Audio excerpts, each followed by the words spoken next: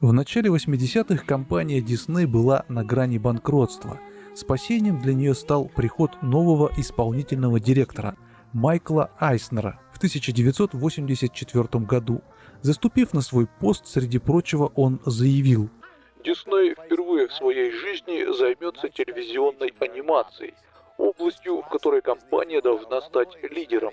И вот именно благодаря этой его идее впоследствии мы получили такие мультсериалы, как «Утиные истории», «Чудеса на виражах» и «Чип и Дейл спешат на помощь», а также великолепные видеоигры по их мотивам. 8-битная Chip and Dale Rescue Rangers 2, вышедшая в 1993 году, не смогла достичь высот первой части. Рынок видеоигр США уже погрузился в 16-битную эпоху. Интерес к играм прошлого поколения падал. У нас же на постсоветском пространстве такой проблемы не было. Несмотря на все увещевания дяди Сережи из передачи «Новая реальность», денег на покупку Супер Нинтендо хватило только у родителей Нила Ворожищева. Эпоха NES задержалась у нас до конца 90-х, а значит, мы могли спокойно наслаждаться такими поздними играми, как Chip and Dale Rescue Rangers 2, которых у нас ласково называли «вторые чипики». Всем 8 бит, я Роман Шабанов, и сегодня постараюсь поподробнее взглянуть на нестареющую игру, которая всем нам знакома с детства. Это обзор Chip and Dale Rescue Rangers 2. Погнали!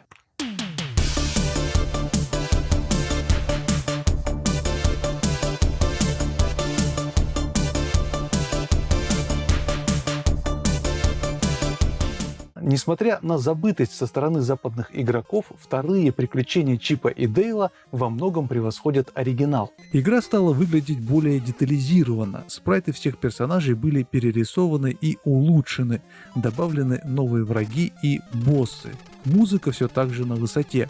Проходить игру стало немного легче, кооператив украсили отдельными плюшками. В целом, это получилось достойное продолжение культовой игры, но давайте не будем забегать вперед и поговорим обо всем по порядку. На титульном экране мы по классике выбираем количество игроков.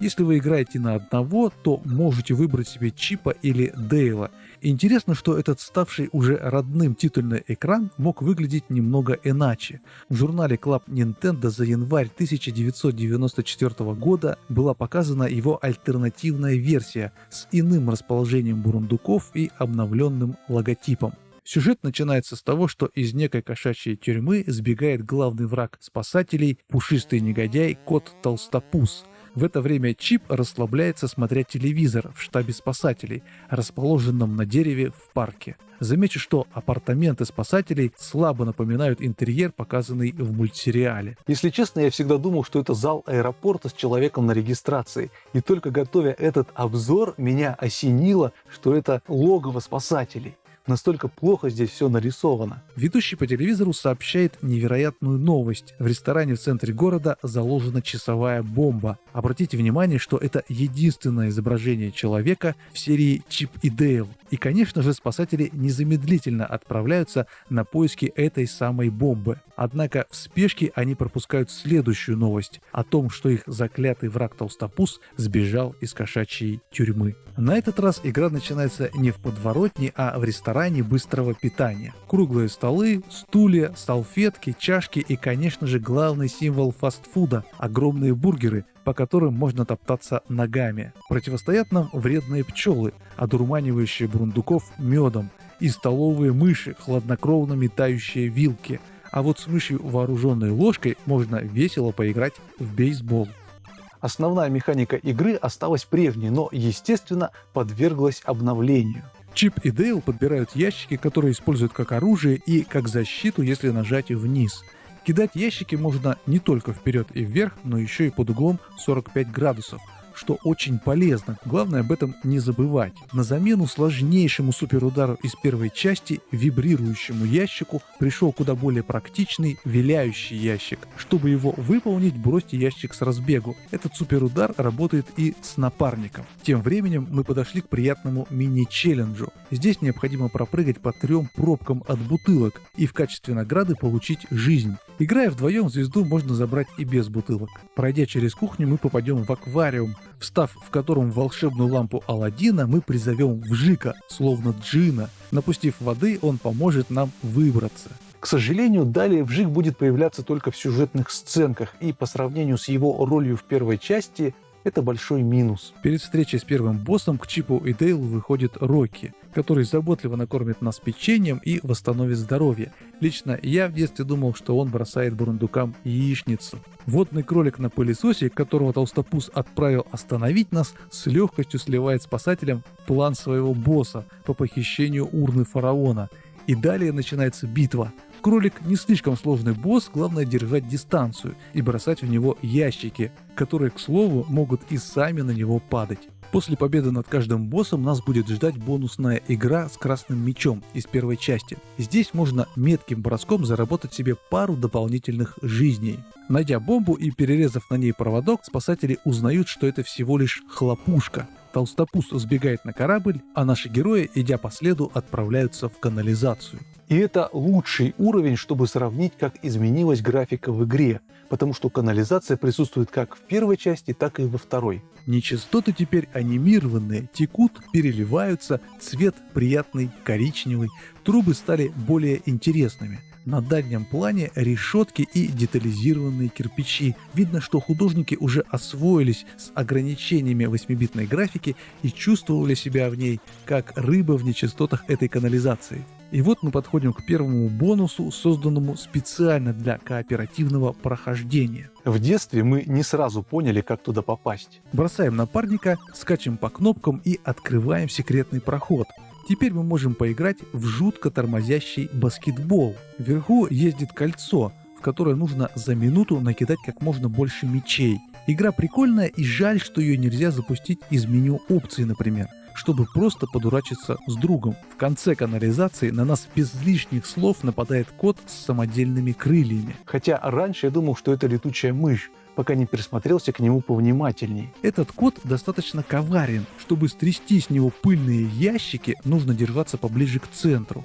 При этом он очень резко совершает подкат. Побеждаем его не без помощи напарника и отправляемся прямиком в трюм корабля. Встречает нас вражеский ежик, который своей мордой щелкает ящики как семечки, бить нужно по жопке. Коварная бабочка может одурманить бурундуков своей пыльцой. Далее нас встречает камео железного ящика, который поможет нам пройти по шипам.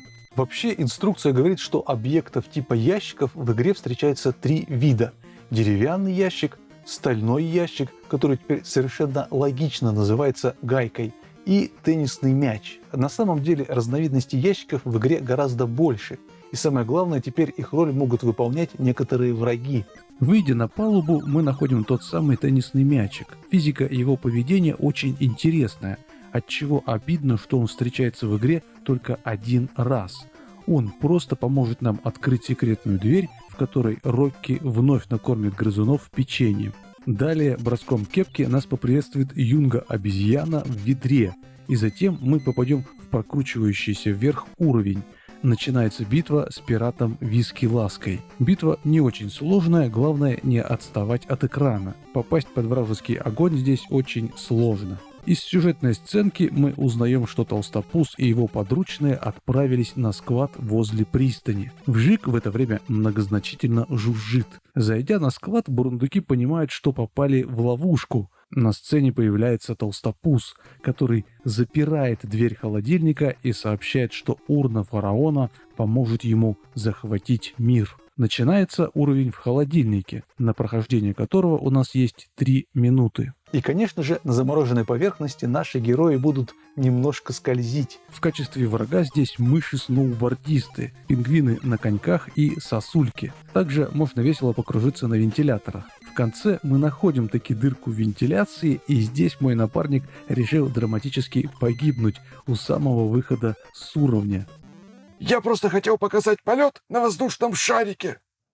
Тем временем Толстопуз открыл урну и выпустил египетских духов. Мы отправляемся в дом с привидениями. И думаю, самое время рассказать о призах, встречающихся в игре. Бляшки-спасатели или РРки. Они пришли на замену странных цветов из первой части. При игре на одного за сбор 50 бляшек игроку дают один большой значок спасателей. 3 значка дают одно дополнительное сердце здоровья. что, согласитесь, очень полезно. При игре на двоих лимит бляшек снижен до 30 за значок. Отслеживать их количество можно в меню Select. Желудь. Они обычно скрываются под ящиками и восстанавливают одно сердце здоровья. Функцию желудя также дублирует печенька Рокки. Звезда. Она дает дополнительную жизнь. Еще в мини-игре с перемещением ящиков можно найти колбу с буквой C. Это крайне редкий приз, который дает один континью. Пройдя по темной комнате, мы попадаем во второй спецбонус для двоих игроков. На этот раз нам нужно перекатывать монетки. Победит тот, кто больше монеток закинет в сторону оппонента. Это уже не так весело, как баскетбол, но тоже интересно. Пройдя через дом с привидениями, мы попадаем в комнату с 2 свечами. Свет гаснет, и перед нами появляется босс – ведьма-мумия. Видимо, по задумке Толстопуза, она должна была помочь ему захватить мир. Закидываем вражину забинтованными шарами или напарником. Одолев мумию, Чип и Дейл запечатывают урну фараона и избавляются от призраков. Разгневанный Толстопуз сбегает в парк развлечений. На последующих 3 этапах нам предстоит собрать 3 ключ-карты, чтобы в итоге попасть на последний уровень. Фишка в том, что теперь мы можем выбирать, в какой уровень пойти дальше. А тематика парка развлечений дала разработчикам возможность поместить героев в экзотические декорации. Отправляемся на часовую башню.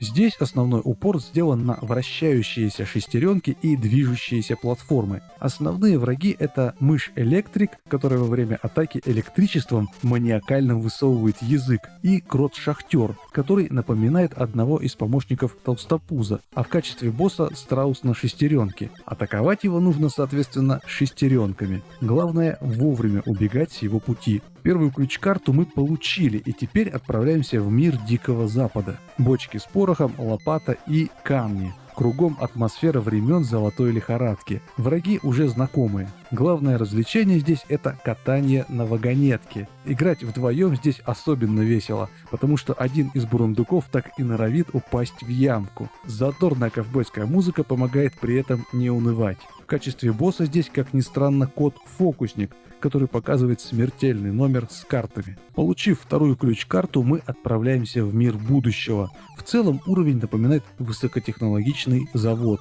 Из интересного здесь прессы, мыши с рогатками и открывающиеся платформы. Во второй части уровня нас встретят роботы-бульдоги 2.0.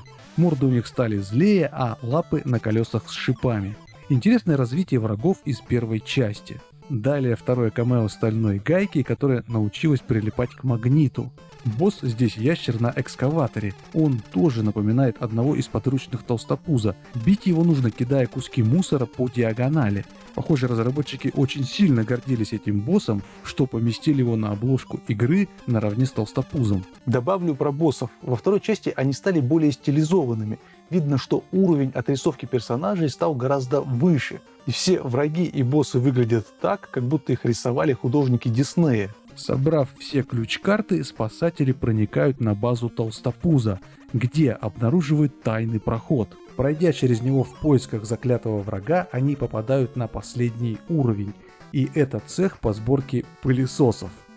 Неожиданное место для базы главного негодяя. Здесь мы пробежимся по старым добрым конвейерным лентам, а сзади на нас будут нападать петухи-бегуны. Ну и, конечно же, дело не могло обойтись без птиц, которые бросают яйца, из которых вылупляются злобные птенцы. Враг рождает врага. Самый сложный участок здесь — это коридор с пушками, которые стреляют прыгающими шариками. Этакая пародия на Арканоид. После этого нам дадут восполнить здоровье и вдоволь нахвататься уже бесполезных РРок.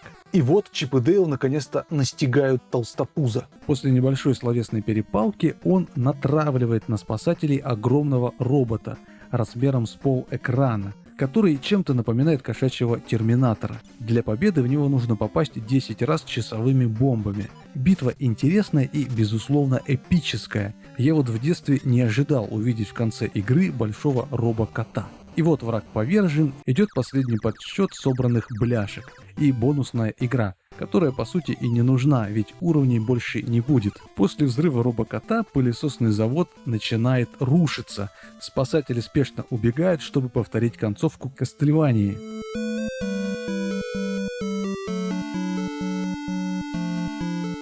Однако Рокки и Гаечка не видят бурундуков и решают, что их завалило обломками. Но все же Чип и Дейл возвращаются к своим друзьям. Судьба Толстопуза остается под вопросом. После чего на экране появляется финальная заставка с изображением всех спрайтов команды спасателей. И это странно, ведь в первой части было более интересное изображение всей команды. Конец игры. Первое, на что хочется обратить внимание, подводя итоги, это абсолютно клишированный сюжет. Да, сценки между уровнями стали лучше, в них большие диалоги, прослеживается попытка повторить атмосферу мультсериала. Но все сюжетные повороты с перерезанием провода, запертыми в холодильнике бурундуками и, конечно, обрушение здания после финальной битвы, все это мы уже видели в боевиках 80-х и 90-х. Вредит ли это игре? Нет, скорее мне было интересно подмечать вот такие вот клишированные моменты. Боссы, как я уже и говорил, стали более диснеевскими. Видна работа профессионального художника. Каждый из главарей уникален и колоритен. У них даже имеются свои виды ящиков, что добавляет особую изюминку.